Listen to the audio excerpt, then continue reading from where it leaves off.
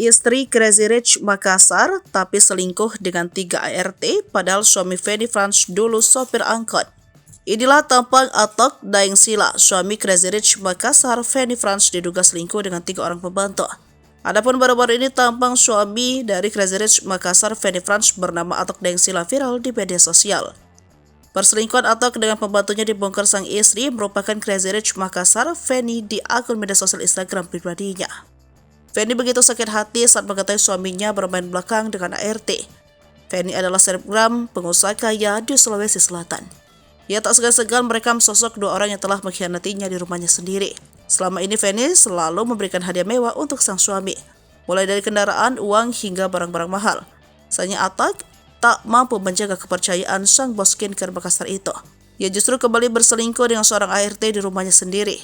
Bahkan Atok bersekongkol untuk mengambil uang ratusan juta milik Feni.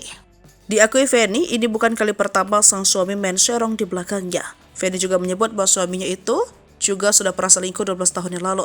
Ia tak menyangka kali ini suaminya balas selingkuh lagi dengan ART di rumah mereka. Hal itu diungkapkan langsung oleh Feni Franz lewat unggahan videonya di akun Instagram. Dan kali ini kata Feni, suaminya itu selingkuh dengan pembantu rumahnya yakni Mamli. Bahkan perselingkuhan itu dilakukan oleh keduanya saat Feni berada di rumah. Awalnya ia berpikir tak mungkin pembantunya tega kepadanya.